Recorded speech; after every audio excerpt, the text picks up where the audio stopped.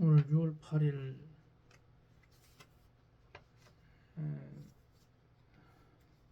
주일을 맞이하여 성경 말씀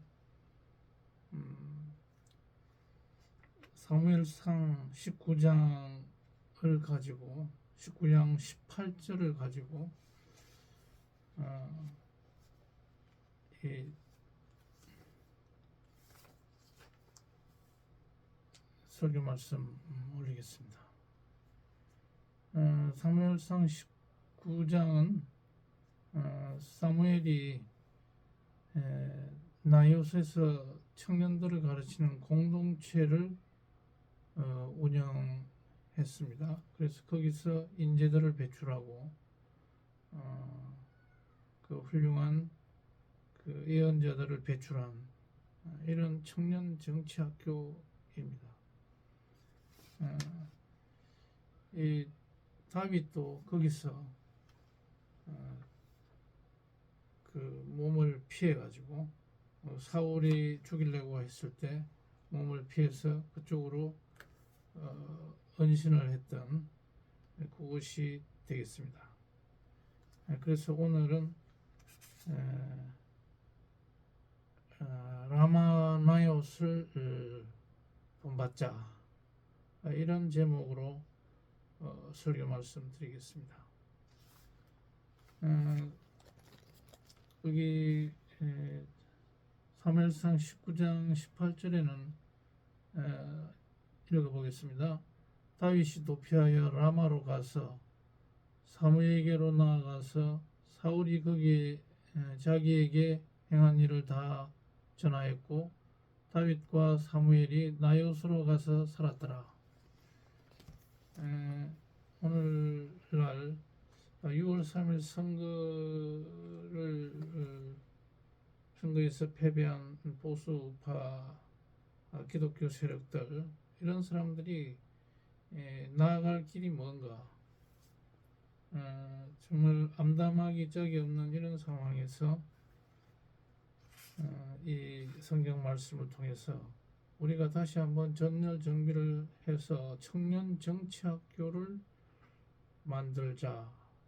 그래서 거기서 국가 100년 대계를 내다보는 그런 청년들을 의식화해서 보수의 가치, 하나님의 가치, 교회의 가치, 예수 그리스도의 가치를 실현할 수 있는 그런 인재를 키워서 우리 한국 사회를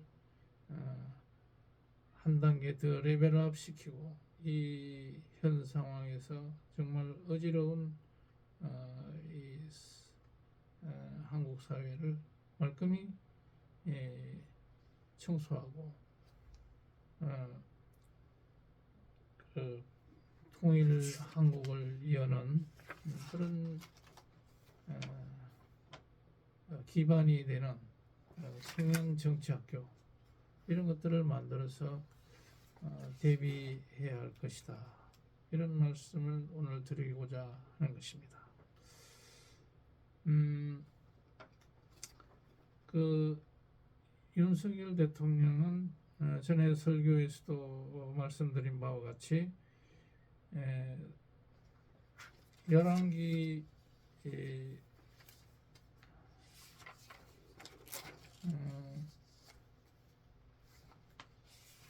열왕기하 9장에서 나오는 그 예후의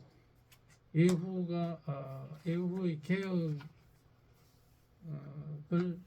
예후와 같은 그런 난맥상을 국가의 이런 난맥상을 해결하고 그런 그 당시에 아합의 여러 가지 잘못된 부분을 깨끗이 청소하는 그러한 것이 예후에게 주어진 사명이었습니다. 윤석열 대통령도 그러한 사명을 띠고 문재인 대통령이 저질러 놓은 나쁜 잔재를 청소하기 위해서 국민들이 대통령으로 만들었는데 어떻게 했습니까? 잘 한 부분도 있지만은 그 시간을 많이 허비했던 것입니다. 그렇게 해서 또 3년이 지난 즈음에 와서는 또 공연이 있을 데 없이 그 계엄을 일으켜 가지고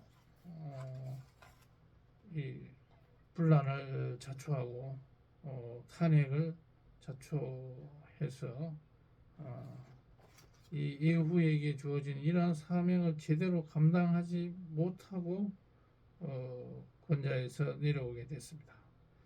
그 취임 1년 동안 용산에 있는 그 국방부를 다른 데로 옮기고 그쪽으로 그 대통령 집무실을 만들고 또 한남동 사저를 단장하는데 집권 1년 동안을 소비해버렸습니다.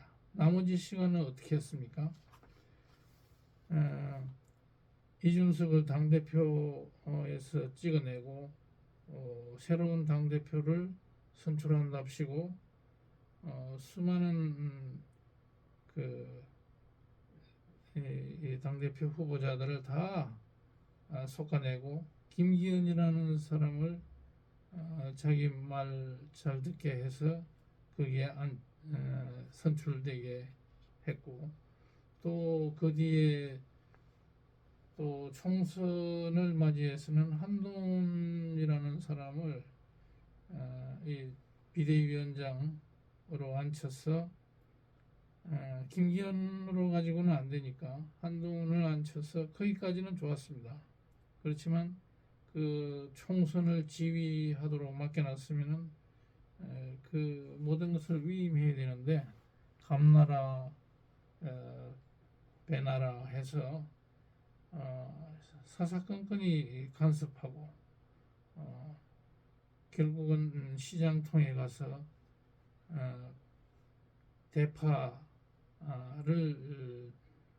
들어올리니까 그것 가지고 조국이 등장해서 휘젓고 다녔던 것입니다. 모든 것이 이렇게 설쳐되는 것이 결국은 좋지 않은 결과를 가져오게 된 것입니다. 그리고 한동훈 당대표를 갖다가 총선에서 패배하고 나서 한동훈 당대표가 또 되는 것을 막기 위해서 온갖 그 추잡한 짓을 벌였고 그런 일을 하느라고 모든 것을 허비했습니다. 제대로 일해 놓은 게 많지 않다는 겁니다. 거의 없다. 탄핵 후에 이게 이제 갑작스럽게 한 달 만에 선거를 치러야 되는데 탄핵 후 대선 이 선거를 앞두고 후보 선출을 앞두고 김문수 아바타, 한덕수 아바타로 만드는 이러한 공작을 하다가 결국은 참패를 불러왔습니다. 그런 지금 와서 홍준표는 뭐라고 하고 있습니까? 이 독고다이라는 이 홍준표는 큰 틀에서 봤을 때 항상 당에 비협조하는 인물이었습니다. 이 사람이 또 다른 윤석열처럼 고집불통이 될 가능성도 있다. 이 홍준표라는 사람은 뭐냐면은 그동안에 대구시장 하면서 윤석열 대통령하고 후보 동반으로 한남동 관저에서 회동을 자주자주 하면서 온갖 그 아부를 다 해놓고 윤석열이가 한동훈을 찍어내야 된다 하는 것을 말했을 때 한동훈을 찍어내는 건 나한테 맡겨주십시오 이렇게 하면서 온갖 아부와 짝짝꿍을 하다가 지금에 와서 패배자인 양 코스프레를 떨고 있습니다. 이런 사람도 어떻게 해야 되겠습니까? 나경원도 어떻게 해야 되겠습니까? 화합을 하지 않는 이 나경원, 또 그 권성동, 또 이런 사람들이 친윤들이 아직도 그 잔재해가지고 국힘에서 사사건건 발목을 잡고 있을 때 이것은 유일한 해법은 70만 국민의힘 당원들이 문제가 있는 이러한 인사들은 주요 요직에서 걸러내야 된다 하는 것이 당을 살리는 길이다 이렇게 보는 것입니다. 그래서 앞으로 뭐 지금 원내대표도 뽑는다 당 대표도 뽑겠지만은 이러한 과정에서 중도 인사를 선출해야 되는데 그렇지 못하고 또 윤석열의 입김이 작용한다든지 이러한 잔당들이 입김을 계속 가질 때는 정말 죽도 밥도 안 되는 이런 지도력을 발휘하는 지도부가 될 것이기 때문에 걱정스러운 겁니다. 잠깐 뒤돌아보자면 한동훈 대표가 선출이 돼가지고 이재명 대표하고 잘 경쟁하는 관계에서 잘 굴러오다가 계엄이 선포되고 나서 그 이후에 그 장동혁 최고위원 이 사람이 그 사퇴하는 바람에 국민의힘 지도부가 완전히 붕괴돼 버린 것을 가지고 이 붕괴가 지도부의 붕괴가 국민의힘의 몰락에 대선에서 실패하는 하나의 기본적인 그 바탕을 깔아놨다. 그래서 어떻게 보면은 장동혁 최고위원이라는 이 사람은 국민의힘을 무너뜨리는데 가장 큰 공을 세운 사람이다. 지도부를 무너뜨리고 또 선거도 패배한 가장 큰 책임이 있다. 이 사람이 한동훈의 좌장으로서 버티고 있으면서 이 지도부를 무너뜨리지 말고 한동훈의 옆에서 좋은 조언을 해주는 이런 사람이 되어야 함에도 불구하고 완전히 당을 쑥대밭으로 만들어서 윤석열의 아바타들을 전부 지도부로 교체하는 권영세 이런 사람들 들어와가지고 당을 완전히 말아먹은 그런 셈이 돼버렸습니다. 그래서 지나간 것은 지나갔지만은 어떻게 앞으로 해야 될 것인가. 그래서 이런 중립 인사들 한동훈과 또 그 안철수 같은 이런 중립적인 인사들이 지도부를 구성해서 윤석열하고는 어느 정도 단절을 해야 된다. 윤석열 대통령이 공과가 많이 있지만은 지금은 탄핵을 받은 입장이기 때문에 뒤로 물러서야 하는 것이다. 이렇게 보는 겁니다. 또다시 종교 세력을 등에 업고 우파를 좌지우지하려고 하면은 정말 이것은 또 한 번 사분오열이 되는 그런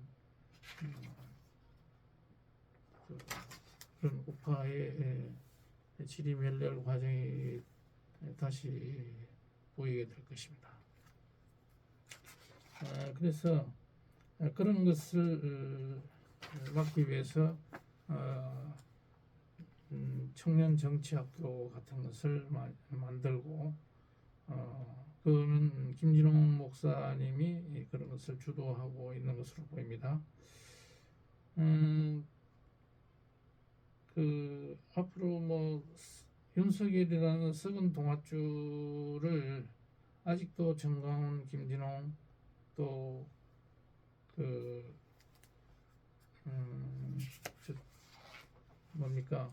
세이브 코리아를 이끌었던 그런 목사님, 또 전한길, 손현보, 전한길 이런 사람들이 더 이상은 이 썩은 동아줄인 윤석열과 연계가 되면은 안 되겠다 하는 것입니다. 그런 일들을 그러니까 한겨울에 너무 윤석열을 보호하느라고 이 보수 우파들이 힘을 뺐던 겁니다. 윤상현 의원 같은 사람도 너무 그쪽으로 기울어져 가지고 선거 준비를 전혀 못하는 그런 결과를 가져왔습니다. 이재명 치하에서는 이제 이 여러 가지 면면을 보면 국정원장이라든지 국무총리 뭐 이런 사람들 또 정책기획실장인 이한주 이런 사람들 면면을 봐서는 향후 우려되는 사항이 적지 않습니다. 대법원 판사를 갖다가 12명에서 30명으로 늘리려고 하는 이러한 움직임은 다분히 사법부를 중립성을 훼손할 우려가 대단히 크고 우리나라의 근본을 훼손하는 이런 일이 될 수가 있다.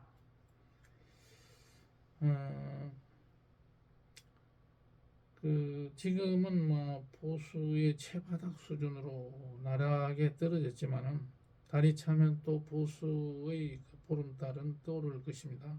그때면은 보수는 다시 결집하겠지만 결집의 주체는 비주류, 그동안에 소외됐던 중도를 대변하는 이러한 포용의 리더십이 되어야 될 것입니다.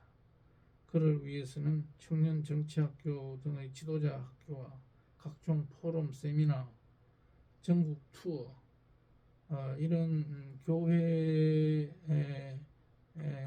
등에서 이런 세이버 코리아 같은 그런 전국 투어가 활발히 전개돼 가지고 보수 집권의 백년대계를 다시 짜야 할 것입니다. 이번에도 보면은 목사들 중에서도 이재명을 지지하는 사람이 굉장히 많습니다. 기본소득 정책으로 가난한 목사들이 묻지마 이재명 지지를 한 것들이 있습니다. 이들에게도 의식화가 필요합니다. 보수 기독교인이라면 당연히 보수의 가치, 교회의 가치, 하나님의 가치를 지향하고 최소한 이에 근접한 우파의 지도자들을 택하는 것이 기본임에도 그렇지 못하고 있습니다. 이들은 교회가 무너지더라도 나라가 망가지더라도 나의 입만 챙겨 먹는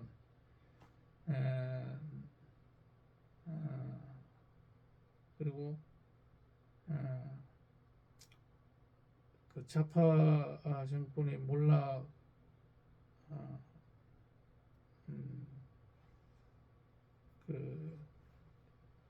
입만 챙겨 먹다 보니까 좌파 정권의 완전 우파가 몰락하는 이런 것에는 아랑곳하지 않고 그래도 뭐 입만 열면은 성교니 전도 구원 뭐 이런 얘기를 많이 하고 있습니다. 그렇지만 행동은 그렇지 못하다. 예수님의 가르침으로 나아가지 못하고 있는 이런 상황이 되어 있는 것입니다. 그래서 그리고 이제 이러한 지도부가 구성이 되어서 점차 이 국민의힘도 그렇고 광화문에 있는 정광훈 목사 그룹도 그렇고 각자의 그 위치에서 이 보수 재건을 그 위해서 노력해야겠지만 우리는 이 보수의 그 결집이 아무리 되어도 40%가 채 안 되는 그런 상황입니다. 그렇기 때문에 중도의 표를 많이 끌어와야 우리가 이길 수 있습니다. 그렇게 하자면은 이 지도부라든지 이 보수의 리더들은 평소 김종인 이나 진중권, 조갑재 등과 같은 보수의 논객들을 잘 끌어안을 수가 있어야 됩니다. 이들이 이슈화하는 데는 전문가이고 여론을 선도하는 사람들이기 때문에 이런 사람들을 보수로 끌어당겨서 보수의 표를 더 두텁게 하는 이런 일들을 해야 하는 것이죠. 당내 중진들도 서로를 인정하고 정치 자산으로 서로를 이해해 줄 필요가 있겠습니다. 그래서 그런 것들을 잘 하기 위해서는 아까도 말씀드렸지만 유일한 방법은 70만 국힘 당원들이 정신부릅뜨고 정말 지도자감이 누군지 그것을 잘 가려내서 당대표를 선출하는 것이 중요하다. 이렇게 말씀드리겠습니다. 그러면 오늘의 성경 말씀을 다시 한번 돌아가 보면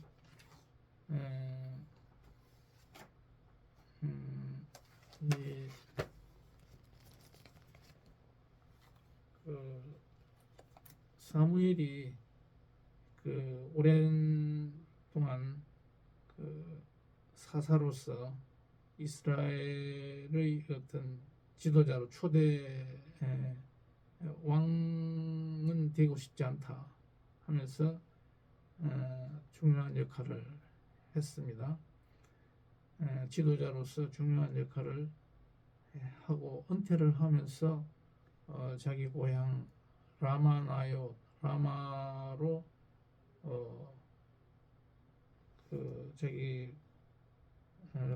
가서 이 청년들을 또 후계자들을 양성하는데 진력을 했습니다. 우리 그 보수 우파 지도자들도 이렇게 해야 되겠고 또 각 교회마다 청년들을 중장년들까지 이러한 청년 정치학교를 개설해서 의식화하는 작업이 필요하겠습니다. 거기에 앞장서고 있는 분이 바로 김진홍 목사님인 걸로 알고 있습니다.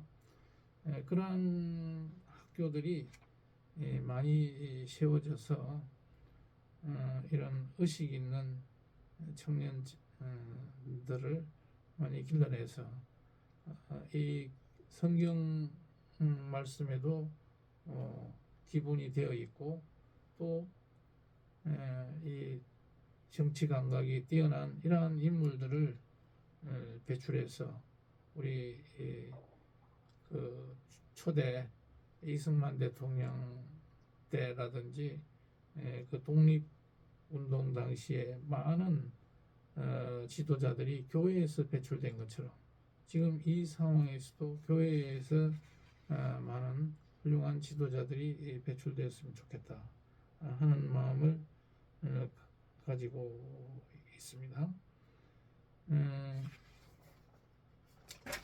그래서 이제 그동안에 사분요 오열되었던 이러한 교계에서 세이브 코리아든지 또 광화문의 정동원 목사님 그룹 이런 분들도 각자 자기 위치에서 이런 청년들을 길러내는 이런 일에 앞장서 주기를 바라고 서로를 포용하는 그런